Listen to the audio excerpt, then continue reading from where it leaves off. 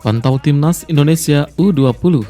Clifford diskusi dengan Indra Syafri. 4 pemain naturalisasi andalan Sinteyong yang berpotensi dicoret Patrick Kluivert. Welber Jardim menjadi kapten di Sao Paulo. Jordi Tutuarima masih setia tunggu panggilan Timnas Indonesia setelah 7 tahun. Indra Syafri benarkan Timnas Indonesia U20 akan lawan Yordania, Suriah, dan India di Sidoarjo. Bung Toel sebut Sinteyong lebih layak jualan. Halo football lovers, salam sehat sejahtera. Jangan lupa untuk subscribe channel kami ya, dan juga nyalakan notifikasinya agar dapat berita terbaru seputar Timnas Indonesia. Terima kasih.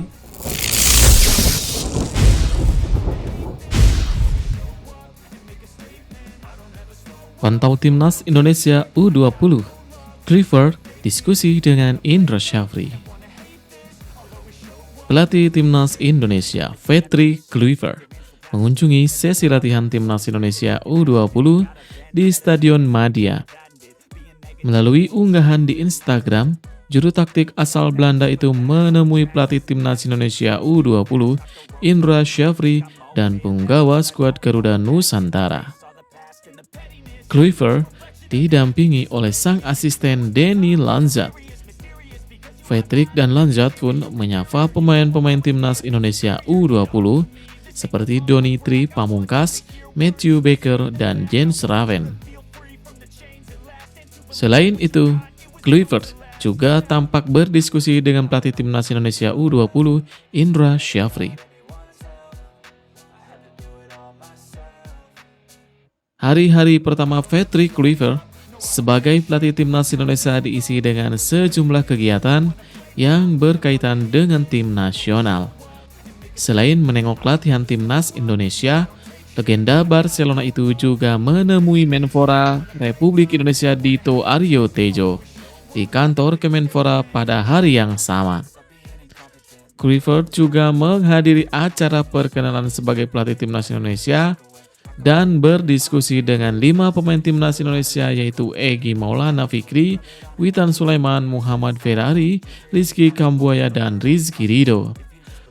Setelah ini, Kluivert dikabarkan akan pulang ke Belanda selama kurang lebih 3 pekan. Ia akan kembali pada Februari mendatang untuk mempersiapkan agenda Timnas Indonesia yang terdekat. Timnas Indonesia akan menjalani 2 laga penting pada lanjutan putaran ketiga kualifikasi Piala Dunia 2026. Skuad Garuda akan bertandang ke markas Australia pada 20 Maret, kemudian menyambut Bahrain di Jakarta pada 25 Maret mendatang. 2 laga itu akan turut jadi penentu nasib Timnas Indonesia dalam ambisi lolos ke Piala Dunia 2026. Setelah edisi Maret, tim Merah Putih akan kembali menjalani 2 laga penutup lawan Cina dan Jepang pada Juni mendatang.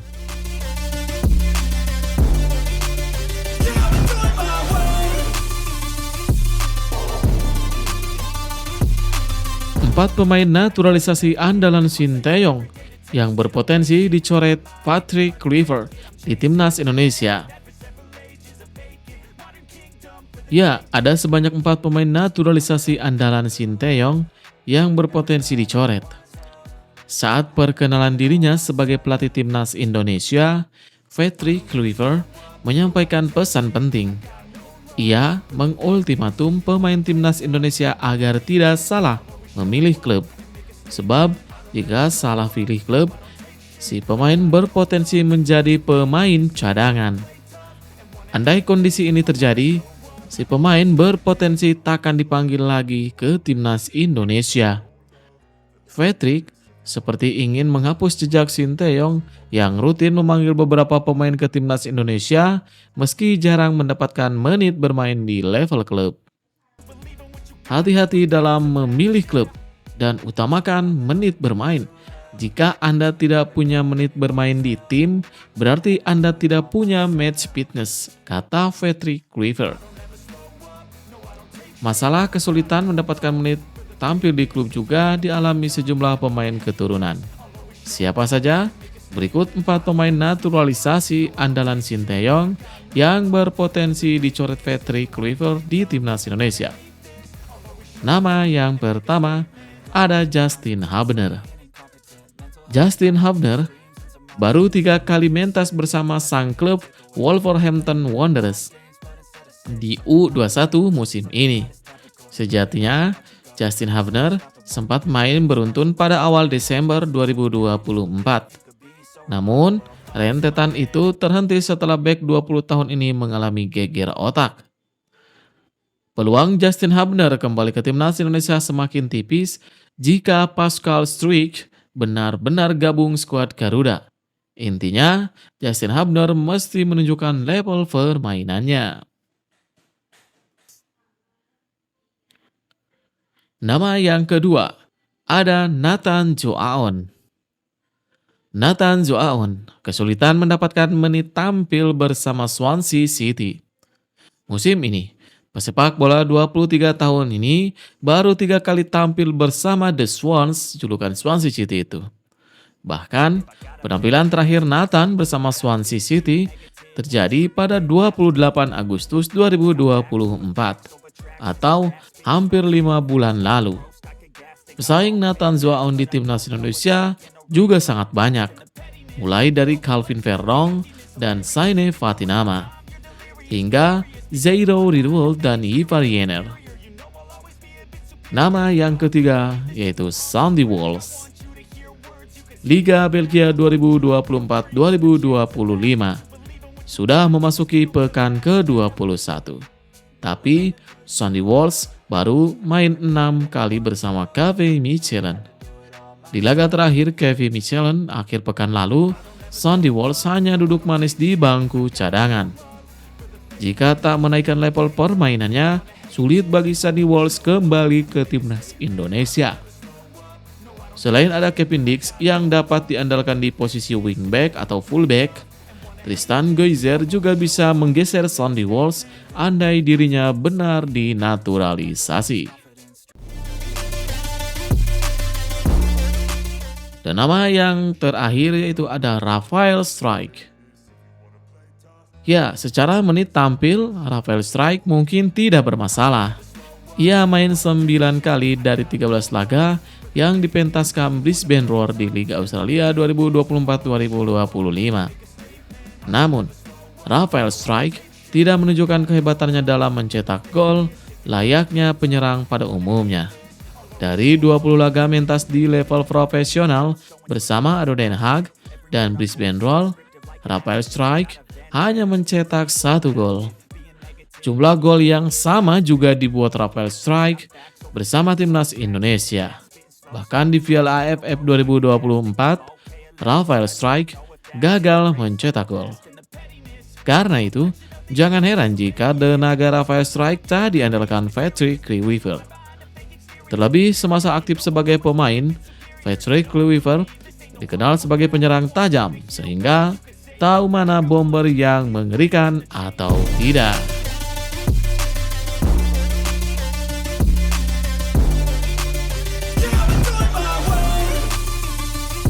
Prestasi Quentin Djakobah, sosok yang ditunjuk sebagai pelatih fisik timnas Indonesia.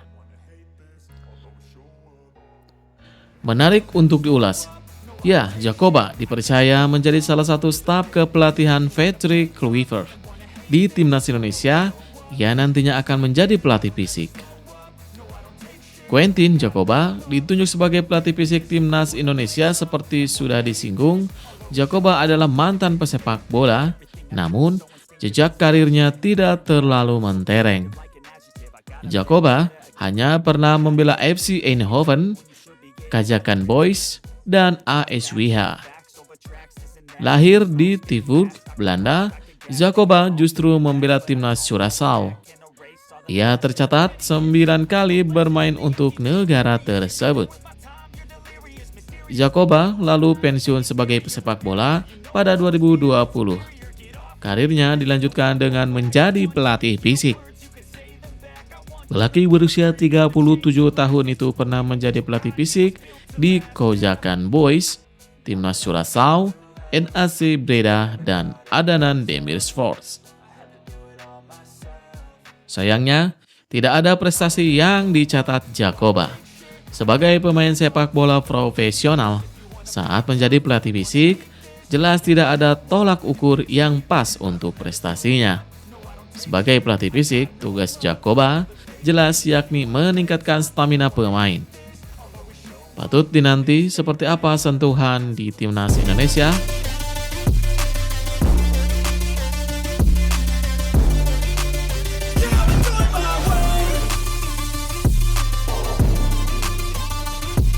Welber Jardim menjadi kapten di Sao Paulo. Usai tampil gemilang bersama timnas Indonesia U20. Intip kabar terbaru dari wonderkid Garuda Muda yakni Welber Jardim bersama klubnya di Liga Brazil yaitu Sao Paulo. Seperti diketahui, nama Welber Jardim sempat jadi sorotan penggemar timnas Indonesia usai tampil impresif di ajang Piala AFF U19. Di ajang tersebut, pemain berusia 17 tahun tersebut hanya sekali absen dari awal kompetisi hingga partai final.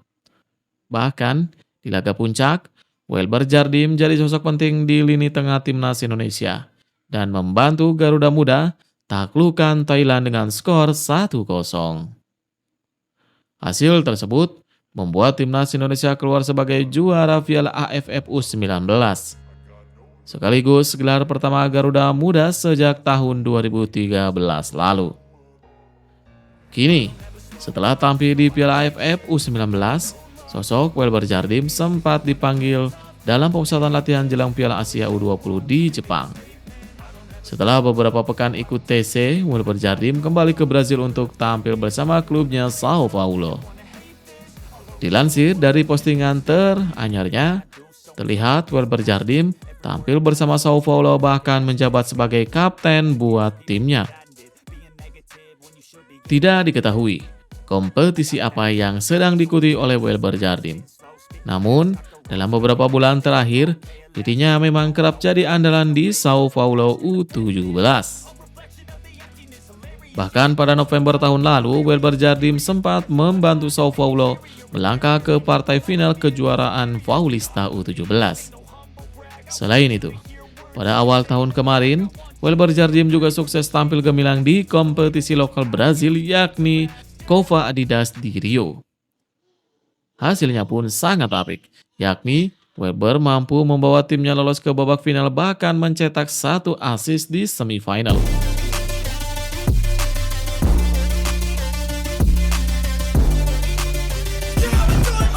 Jordi Tutuarima masih setia tunggu panggilan timnas Indonesia setelah 7 tahun.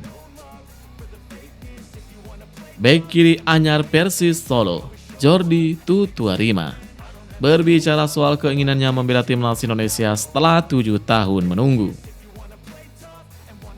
Jordi Tutuarima menjalani debut bersama Persis Solo saat tumbang 1-0 dari PSM Makassar. Pemain berusia 31 tahun itu bermain selama 75 menit sebagai starter sebelum diganti oleh Gandika Arya Putra. Meski bermain cukup baik, kekalahan yang dialami Persis membuat Jordi enggan terlalu banyak membahas performa debutnya.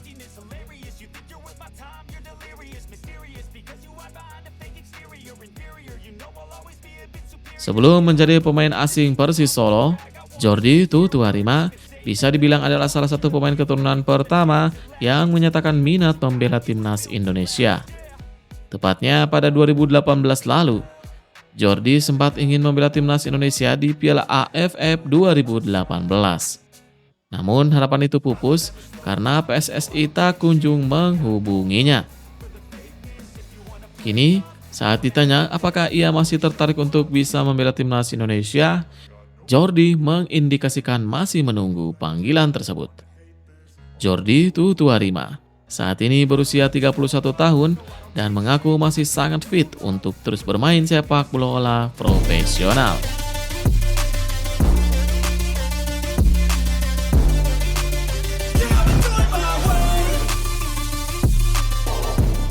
Indra Syafri benarkan timnas Indonesia U20 akan lawan Yordania, Suriah, dan India di Sidoarjo. Rencananya, pertandingan itu akan digelar pada 24-30 Januari 2025 di Stadion Gelora Delta Sidoarjo. Timnas U20 Indonesia mengundang Yordania, Suriah, dan India untuk ambil bagian dalam turnamen tersebut. Uji coba internasional itu dilakukan sebagai persiapan Timnas U20 Indonesia yang akan berlaga di Piala Asia U20 2025. Piala Asia U20 2025 akan digelar di Cina pada 12 Februari sampai 1 Maret 2025. Turnamen ini juga bisa dimaksimalkan dengan baik oleh Suriah dan Yordania yang juga akan tampil di Piala Asia U20. Suriah tergabung ke dalam grup D bersama Jepang, Korea Selatan, dan Thailand. Sedangkan Yordania berada di grup B melawan Irak, Arab Saudi, dan Korea Utara. Hanya India saja yang tidak lolos ke Piala Asia U20 2025.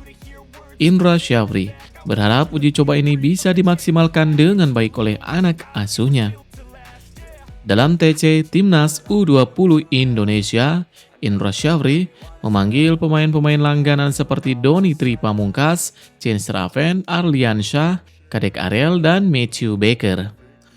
Indra Syafri juga membawa kakak kandung Matthew Baker, yakni Timothy Baker.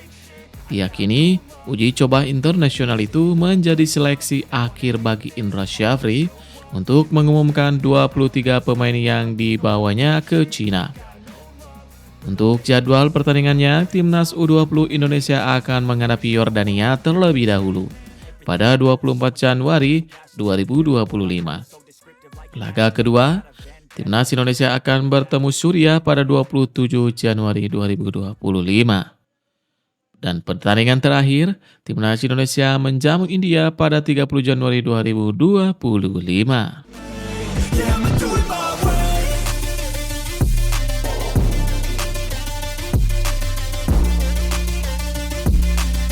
Soal Patrick Kluivert, media Korea Selatan mengatakan dia striker kelas dunia tetapi bukan pelatih yang bagus. Salah satu media asal Korea Selatan menilai Patrick bukan pelatih yang bagus.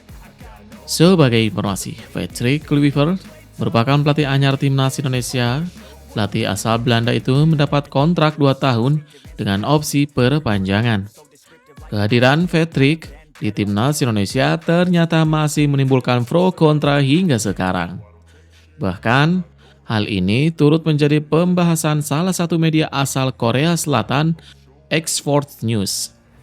Export News lalu memberikan penilaian terhadap rekam jejak Patrick Kluivert. Menurutnya, Patrick Kluivert memiliki prestasi luar biasa tetapi ketika menjadi pemain. Pria yang kini berusia 48 tahun itu memang pernah memperkuat tim besar seperti Ajax, AC Milan hingga Barcelona.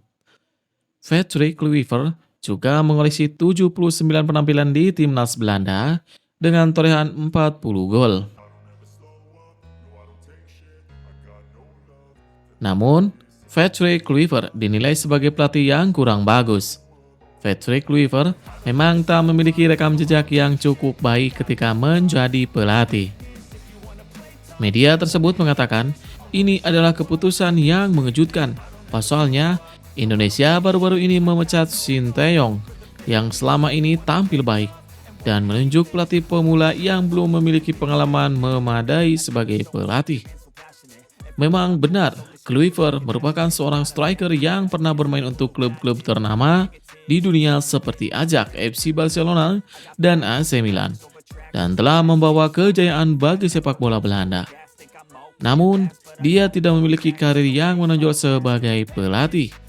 Dia punya pengalaman sebagai pemimpin dan membantu pelatih Louis van Gaal sebagai pelatih kepala dan memimpin Belanda meraih peringkat ketiga Piala Dunia 2024 di Brazil. Tapi itu jelas bukan pengalaman bagi pelatih, tulis Export News. Sementara itu, Patrick Kluivert resmi menjalankan perkenalan resmi sebagai pelatih timnas Indonesia pada 12 Januari yang lalu. Pada kesempatan tersebut, Patrick mengaku senang bisa menjadi pelatih timnas Indonesia.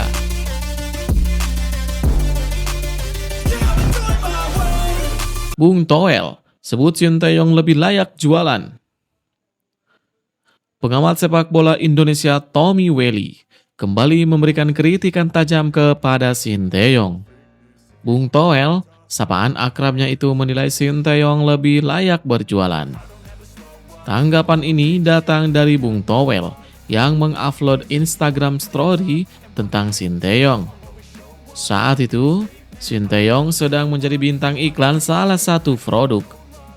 Selama menukangi timnas Indonesia, Sinteyong sering menjadi bintang iklan produk. Menurut Bung Toel ini lucu, sebab pelatih harus fokus bersama timnas Indonesia. Bung Toel memang sering memberikan kritikan tajam kepada pelatih asal Korea Selatan itu akhir-akhir ini. Pria asal Jakarta itu menilai Sinteyong sudah gagal menjadi pelatih timnas Indonesia. Sinteyong tidak mempersembahkan gelar juara kepada tim Merah Putih dalam 5 tahun terakhir. Meski tanpa gelar, Sinteyong banyak memberikan kejutan untuk timnas Indonesia.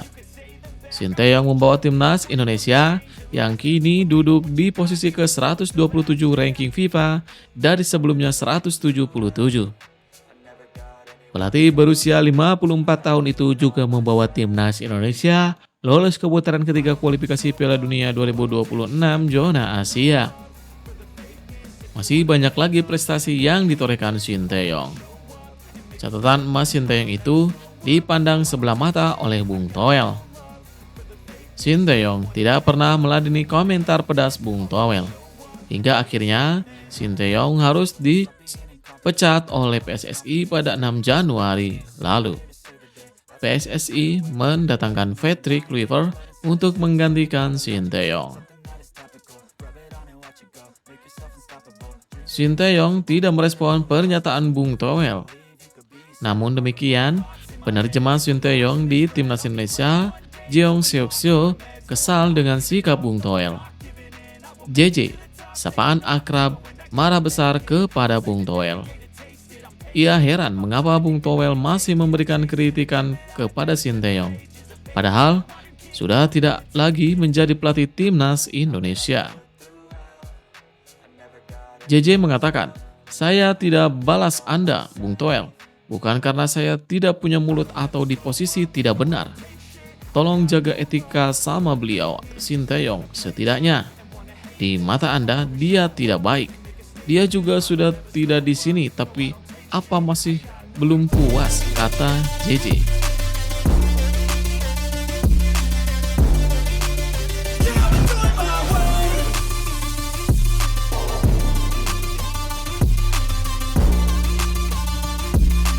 Sosok yang urus naturalisasi pemain diaspora generasi awal buka suara soal Sinteyong tak latih timnas Indonesia lagi. Hamdan Hamidan merupakan mantan utusan PSSI untuk mengurus pemain diaspora untuk timnas Indonesia.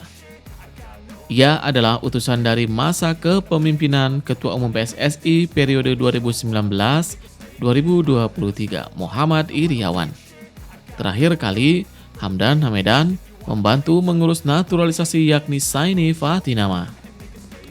Sebelumnya, Hamdan Hamidan membantu menyelesaikan proses pemain diaspora lainnya yang resmi menjadi WNI. Mereka ialah Jordi Amat dan Sandy Walsh. Hamdan Hamidan mengatakan, "Terima kasih banyak Coach Shin atas 5 tahun penuh makna yang telah mengubah wajah timnas Indonesia. Di bawah kepemimpinan Coach, Garuda berhasil terbang lebih tinggi, mengejar mimpi yang sebelumnya terasa jauh sekali. Kini, mimpi itu terasa lebih dekat dan tak lagi mustahil untuk terrealisasi." Apakah Coach Sinteyong salah satu pelatih terbaik dalam sejarah timnas? Biarlah waktu yang menjawab. Namun, beberapa momen terbaik dalam termanis timnas saya rasa ada pada saat kepemimpinan Sinteyong. Terima kasih sekali lagi Coach Shin atas segala kenangan dan harapan yang tercipta. Ini bukan perpisahan. Semoga kita bertemu lagi di lain kesempatan. The Garuda remembers, Garuda akan selalu ingat, ujar Hamdan Hamedan.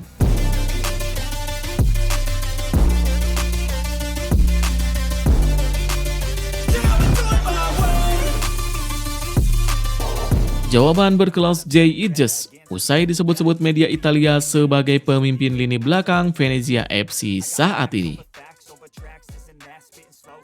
Kapten Timnas Indonesia, Jay Idjes, jadi pemimpin baru di lini belakang Venezia FC usai absennya sejumlah pilar utama. Venezia FC harus kehilangan 3 nama di sektor bek tengah. Ketiganya adalah Michel Svoboda, Joel Schuster, dan Giorgio Altare.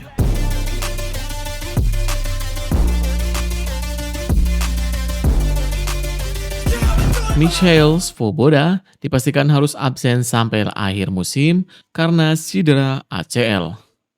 Sementara Giorgio Altare baru saja mengalami cedera usai menghadapi Inter Milan pada minggu lalu.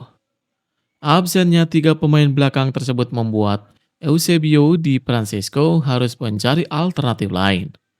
Mau tak mau, Jay Idjes harus mengambil komando di lini belakang Venezia FC. Pada laga terkini lawan Inter Milan, Jay Idjes jadi poros di antara 3 bek tengah Venezia FC. Jay Idjes kembali diplot sebagai bek sentral utama guna melindungi kiper Filip Stankovic. Posisinya diapit Riches Sagrado dan Marin Sverko di kedua sisi guna membentuk trio bek tengah. Peran tersebut rutin diemban Idjes sejak Michel Svoboda dilanda cedera akut yang mengancamnya absen sampai akhir musim. Kolaborasi Idjes dan kawan-kawan sukses mematikan kuartet penyerang Inter tadi. Venezia hanya kecolongan akibat gol tunggal Matteo Darmain.